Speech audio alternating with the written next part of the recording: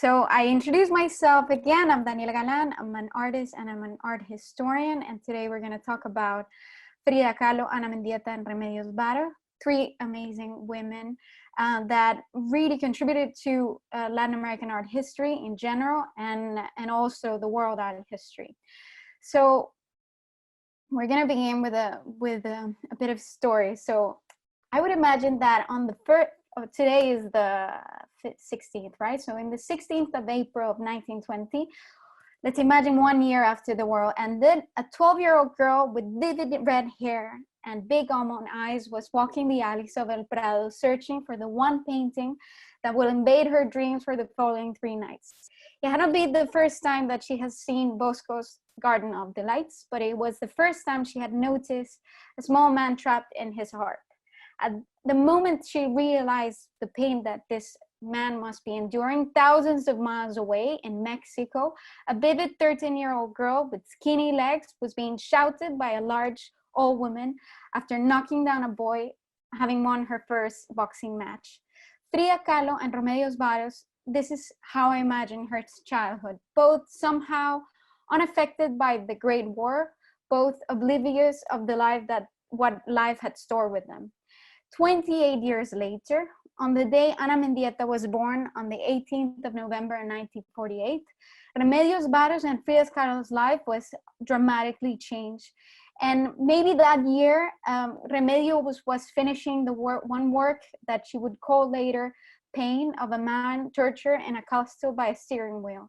And Frida was finishing the only painting she made that year, a self-portrait, which she was wearing a traditional Tijuana costume with a lace ruff that takes the entire space of the picture, almost trapping her inside.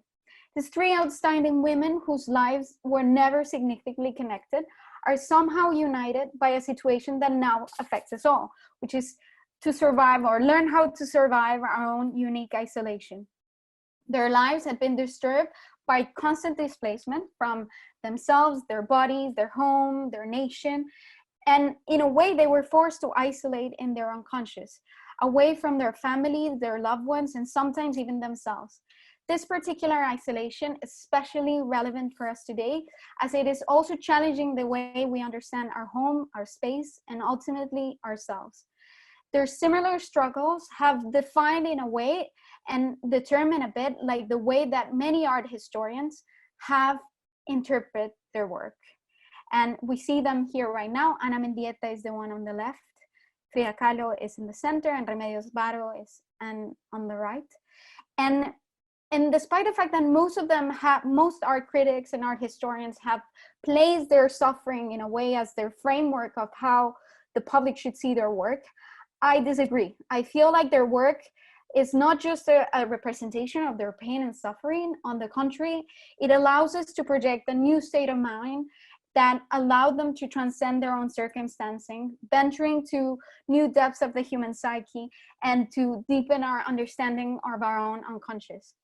And Ana Mendieta's work, for example, has always been observed through the lenses of her tragic death and her distressing migration. It's very interesting that, I don't know if you know, Ana Mendieta was a very famous artist. Well, is very famous right now. She was born in Cuba, but she had to migrate to the United States because of the Cuban Revolution and abandon her family. And in a way, her identity, and place herself with a new identity, which was being a Latina in the United States in the 70s. She was no longer her old self, but had acquired a new self. And her work, unfortunately, was never recognized while she was alive, not as much, although she did exhibit her work. And she mainly lived in her shadow of the her famous husband, Carl Andre. And of course, there's always this gossip behind her death, because there are theories whether she threw herself out the window or he actually killed her. And this tragic death, in a way, and for me, in a way, contaminated a bit how we understand her work today. And so despite the conceptual importance of her migration for her work in particular, her work has been focused on what happened with her tragic death, placing her in a condition of a victim in a very similar way of how many people have understood the work of Frida. And on the contrary, I feel that her work reflects more of an anger, a fury, and an antagonism that would characterize how we see it. Her annoyance were not just through her own experiences, but she protested against forced displacement from migrants like hers. She protested against abuse. For example, while she was studying in university, she once saw there was a case of rape that she protested in her own performance, not being raped herself, but she was like creating this anger of social distress that she wanted to create. She wanted to create social transformation. And of course, she wanted to complain against the discrimination that women endure daily. Hold on, I have it. I'm sorry, I just seen the chat. Sorry, if you have a question, type it down. So she was protesting also about women's discrimination in the art world and not being recognized as an artist herself and the categories that she was feeling on a daily basis. And in the case of Frida, well, we all know, or most of us know, the struggles that she lived through in her life. And it's very interesting how the media, the countless books, movies, articles, cartoons that have been written about Frida Kahlo always show almost exclusively the pain she endured. Initially with her polio disease that transformed her legs, the accident that will affect her spine, and of course her struggling relationship with Diego Rivera, the famous artist. Again, she was also in the shadow while she was alive of this famous artist that in a way transformed the way we see her work today. And although I will never deny their importance of that pain, I think her work goes beyond that. Her mind and desires were focused on expanding a revolution, a revolution that started in Mexico in the previous century. And she wanted to transform her identity as a woman, but also as a Mexican woman. And as Janice Helen once said, she sought her roots. She was also, and she voiced her concern and her love for her country and trying to create an independent culture and identity for her Mexican life. And her life and death were political. It was a political act that she was creating.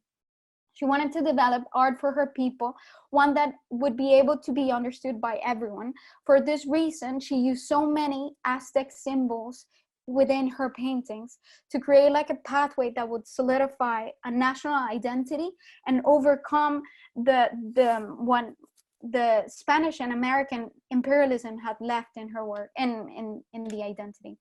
And in a similar way, Remedios Varo, her isolation was also related to her suffering and in a way that also permeated of how we understand her work today. She lived a very traumatic experience having to leave Spain because of the Spanish Civil War and then Paris because of World War II. But she overcame those circumstances by going deeper into the human psyche and exploring that through her work.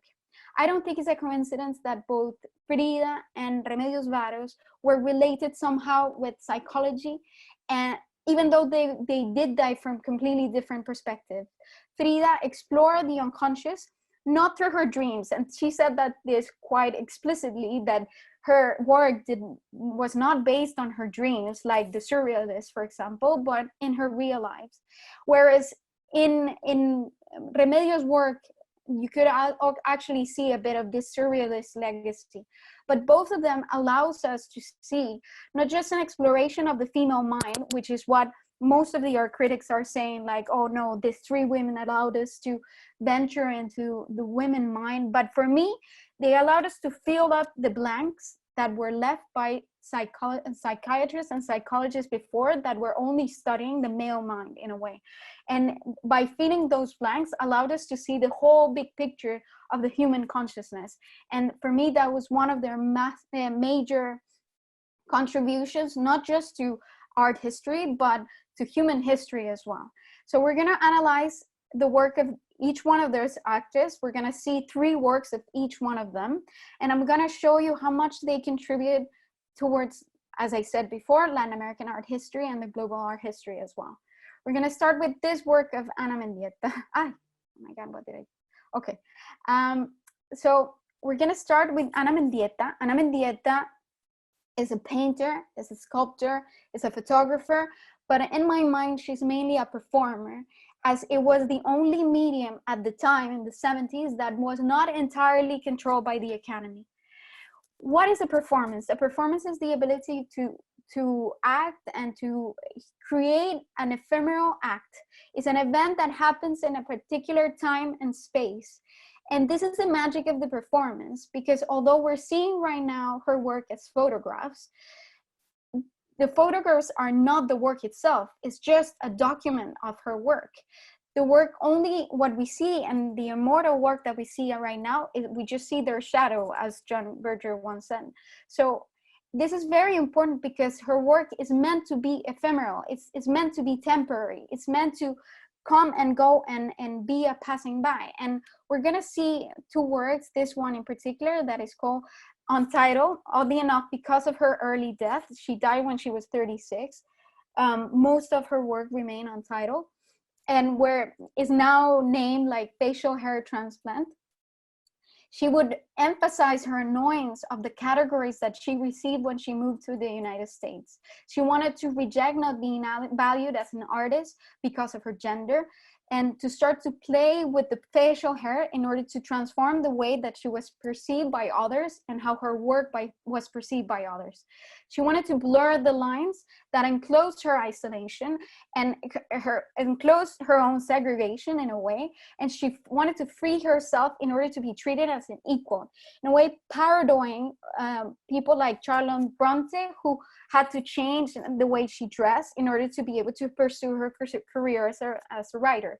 Her work was transgressive and uncomfortable. And as you see, the work of Ana Mendieta is difficult to digest. It's difficult to see, it's uncomfortable. And that's why she said that if she would not have been an artist, she might have been a criminal. She wanted to steer social unrest in order to reclaim the power that women deserve.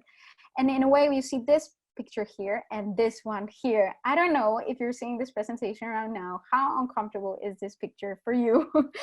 And probably for many of you, it's very uncomfortable. It's not an easy to see picture. And again, was named after Self-Portrait with Blood in a way, but again, she never named her performances. And it's an image that for some of us, or for most of us, would relate to violence, domestic abuse, pain, suffering. But oddly enough, this interpretation cannot be further from the truth. Her connection with Santeria, which is in a type of fusion with Catholicism and African mysticism, changes the significance of blood in her work. Blood does not have a bad connotation for her. On the contrary, blood represents power, life, magic. It's a series of elements that help her with the women empowerment that she was trying to pursue. And if you see this picture that I'm showing you right now, her expression is not that of a victim, but rather of someone with authority and almost contempt. Like she's looking down on you in her picture, all covered in blood. And in a way, this is what, for me, is very important to move away from this picture of her as a victim, but rather her as a woman with anger that wanted to create social unrest and a revolution, pretty much like Frida Kahlo. So as you see here we move to a series of pictures and a series of performances that she did in Mexico. And in a way, this is another element that connects the three of them. But the three of them, despite the fact that they were born in different countries, did works in Mexico as well. So she went to Mexico to develop a series of performances and installations that would allow her to reconnect with everything that she had lost when she moved to the United States. She wanted to feel her mother's embrace again. And in a way, she wanted to connect with the lack of being away from her family and being away from her homeland. For her, art is grounded, like I'm quoting here. So she's saying, art is grounded in the primordial accumulation, the unconscious urges that animate the world, not an attempt to redeem the past, but rather in confrontation with the void, the orphanhood, the baptized earth of the beginning.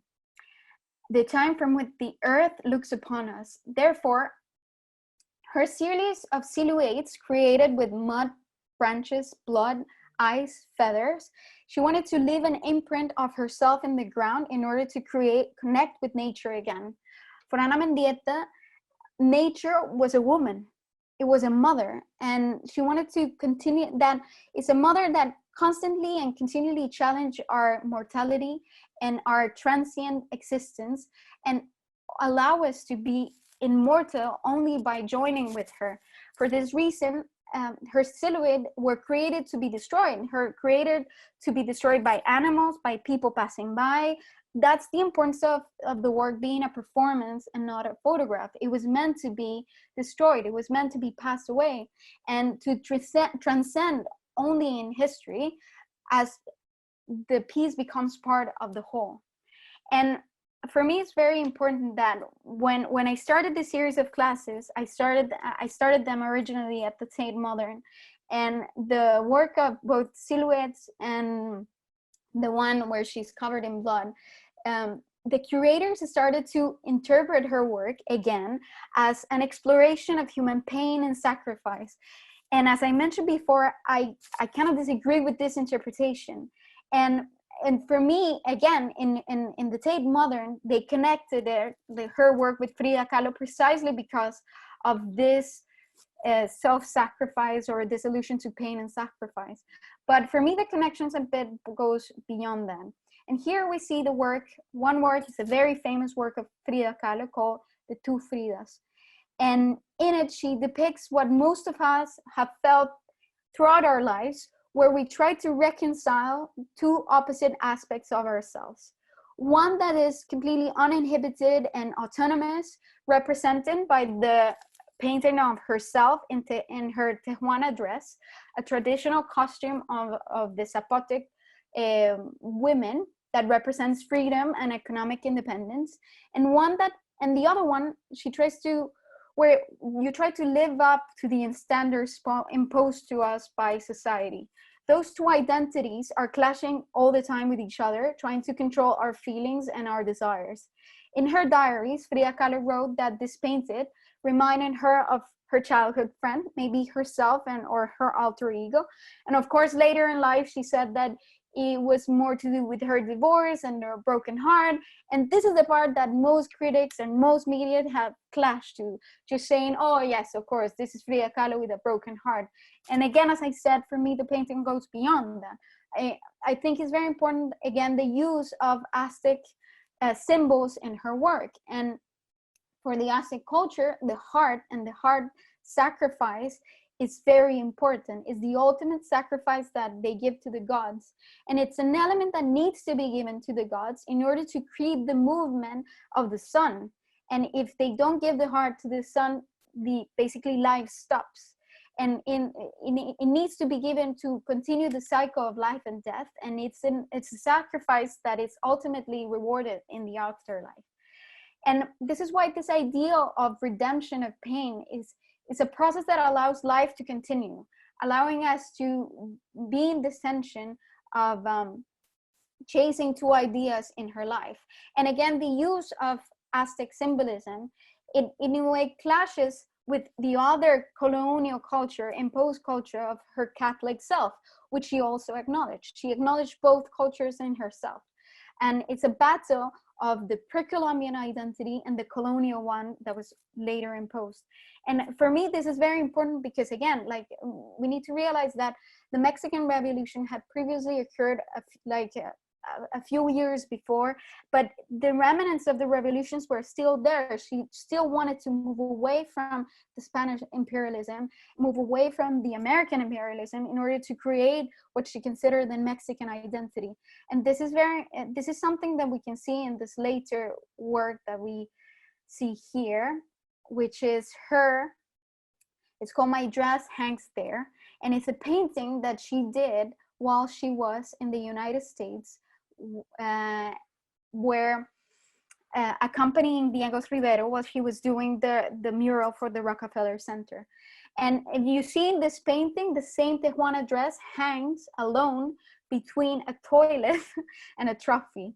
Both symbols in her mind of, like, in a way, the bourgeoisie and the bourgeois system and the economic development of capitalism.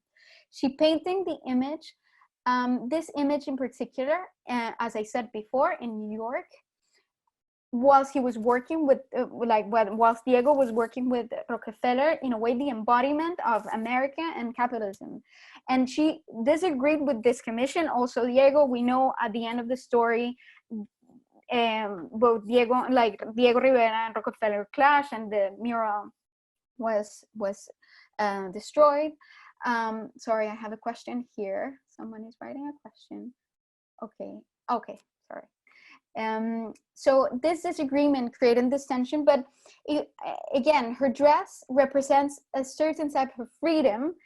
As I said to you before, it's a symbolism of freedom, and hangs on top of a burning city, builds over the carcasses of recession. It's really interesting how she makes this painting, because as if you can see in the painting below, in the lower part of the painting, she uses actual photographs of the Depression era to show the tension between what she considers fiction and reality. If you see the upper part of the painting, it's a painting of the American wealth and industry, but it's sort of painting as if it was false. And the reality, which is depicted in pictures below, is what she considers to be real. She wanted to reveal also the hypocrisy of the church, and this is why you see in the upper left part, like a cross wrapped and controlled by a dollar symbol.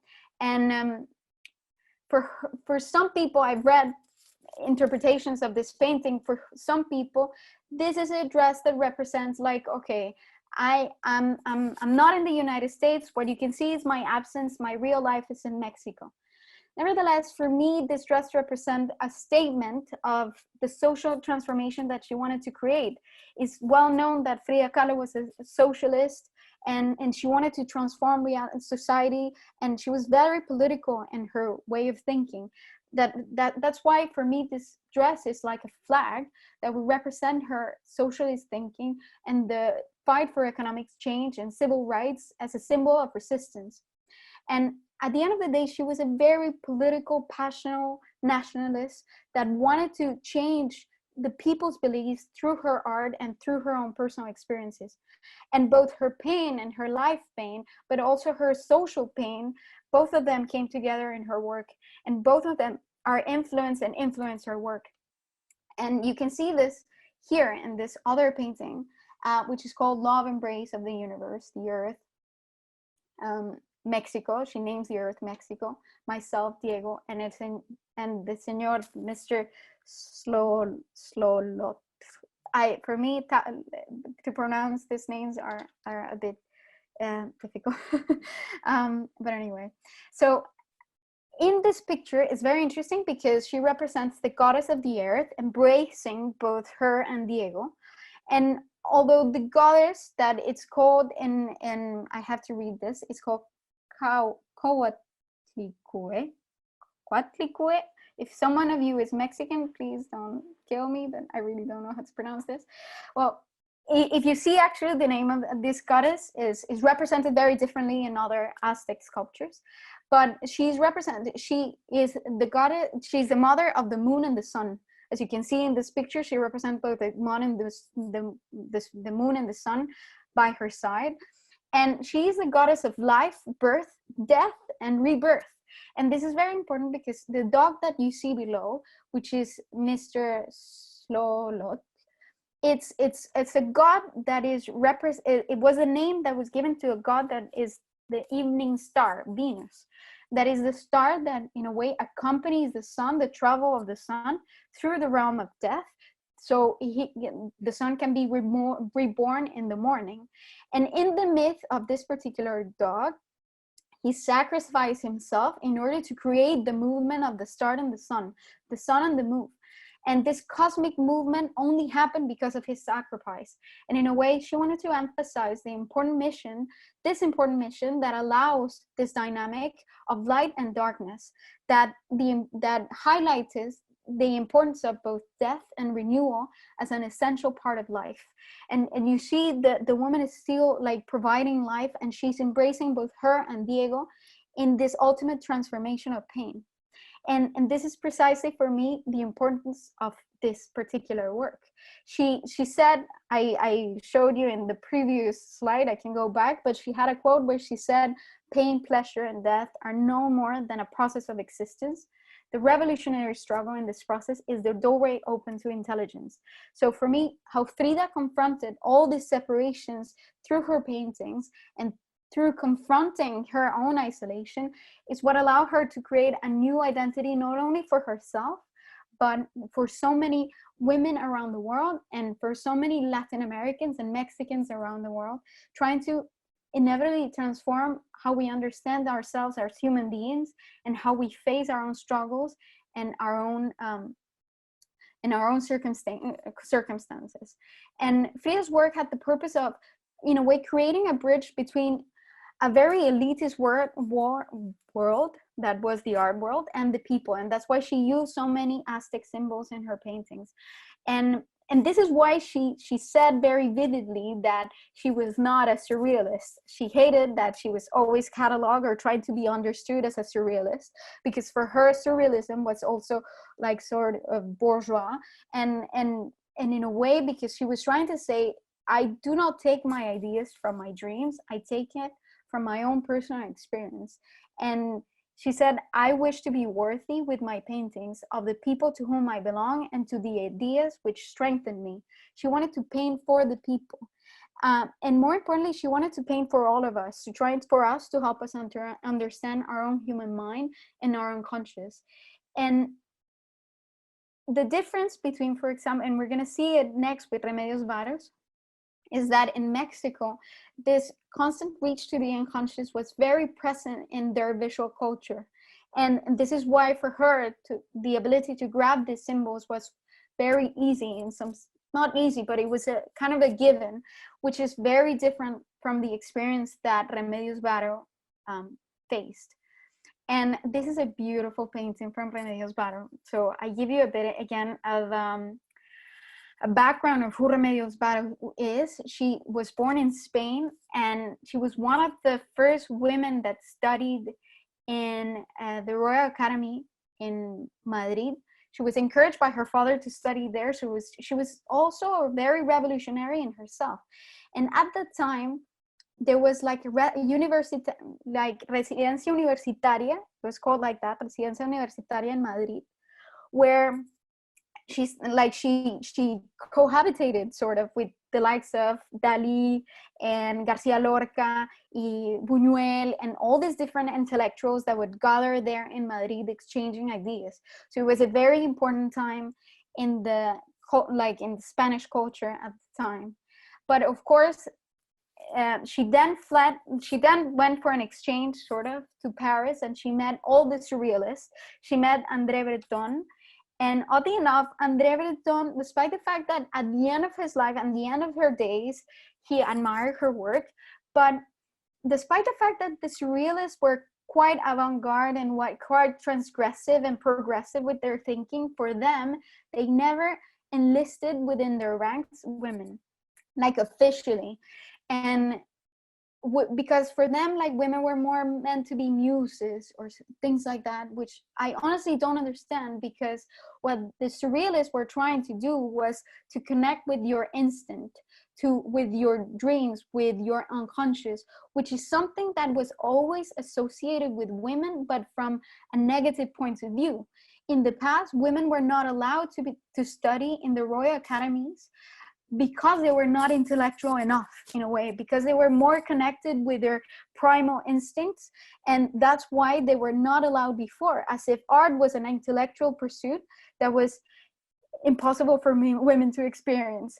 Which is why I find very interesting that when surrealism came to be, and a movement that allowed women to experience and be in touch with their own instincts, in a way they were also rejected, which is something that I don't understand. She went back to Barcelona, and this is when the Spanish Civil War started, and she had to go back to Paris, trying to move away from the war. And it was a very, again, as I told you, a very traumatic experience that she faced. And then she when she arrived to Paris, World War II started, so she had to flee, and she had to go and travel across France and all the way to Mexico.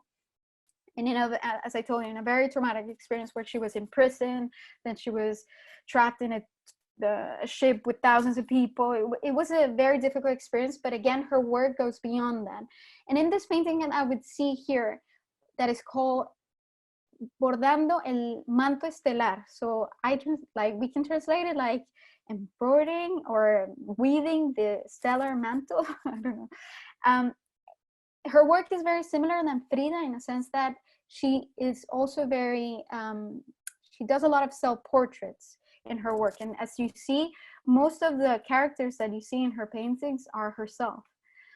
And it's very beautiful that these women, did Remedios and Frida ever met? They did, but they were not, they did not have a close relationship, because oddly enough, they were 1 year apart. Like Remedios Varo was born in 1908 and Frida was born in 1907.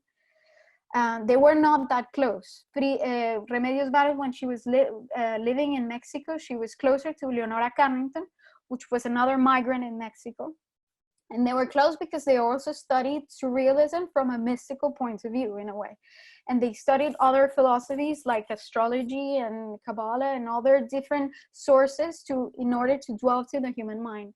And again, this painting for me is very beautiful because it's how we disconnect with our notions of ourselves and the world. You see these women weaving the mantle from a distance, all working together to create existence in a way.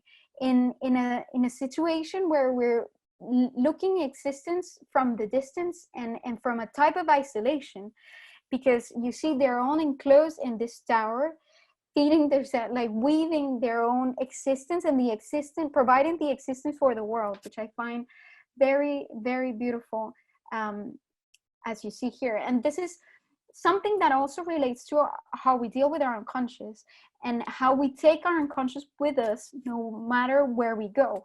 And she said, you can go to Paris, London, Florence, Buenos Aires. Inevitably, wherever you go, you take your state of mind with you. Everything that you take, no matter what surrounds you, you take your mind with you. And this is something that we can see in this painting here. I'm gonna put this here so you can see like the detail in one side and the full painting in the other. This is Women Living the Psychoanalyst, and this is one of my favorite paintings, I have to admit. It's very beautiful. You see this woman that is wearing sort of a mask. And I don't know if she did this on purpose, but the concept of persona or personality, persona means mask. It's the mask that the people used to wear in the theater to give yourself different personalities, like, oh, I'm laughing, I'm happy, I'm sad. So I'm wearing different masks, different personas. And so she's in a way throwing this mask away into a well, realizing that this mask is that our personality is just that. It's just a mask that we can throw away, and we need to throw away in order to understand ourselves. And this is very important because for her, art and surrealism did more for the human mind and the human unconscious than psychology itself, or did as much. I'm not gonna say that did more, but did as much for human mind as psychology. Why? Because at the end of the day, what does consciousness mean? What does being conscious mean? Conscious is a synonym of awareness. We're just aware of something. Our conscious is just being aware of something. What are we aware of? Our unconscious, which is the 99% that controls our life all the time, that we are completely unaware of. And this is something really interesting because we're just aware. We have no control of our unconscious. And realizing that we can take off our mask, and realizing that this personality that we give ourselves, this persona that we give ourselves, this conscious aspect that we give ourselves, is just a tiny glimpse, a tiny awareness of our whole unconscious. You cannot see this in this painting, but at the end, in the door, it has the initials of Freud, Jung, and another psychoanalyst, Adler. I think it's FJA. As if she's leaving their doors. And for me, again, this is very important because this is in a time in history where Freud acknowledged I was not able to understand the female psyche.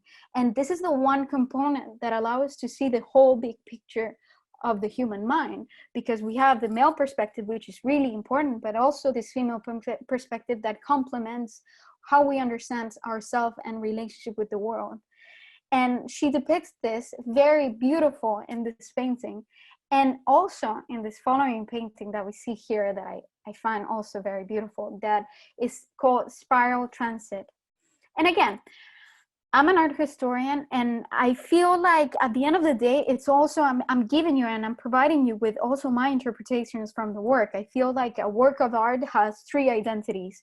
One identity of the work itself that is going to have regardless, one identity that the author wants to give it, and one identity that is given by each one of us, each one of the viewers. So one of the questions that I pose myself when I see this painting is, are they going towards the center or are they leaving? I think we can argue, okay, no, they're going towards the center of the painting, coming from this vast ocean towards the center of the tower. And if you think about like your human consciousness, this concept of cycle is beautiful, because it's an idea that despite the fact that you live in a cycle, life and death, and I don't know, summers, winter, or whatever, you move to a different place. It's in a spiral. It's a cycle that changes location every time, that allows you to grow and go deeper inside your mind.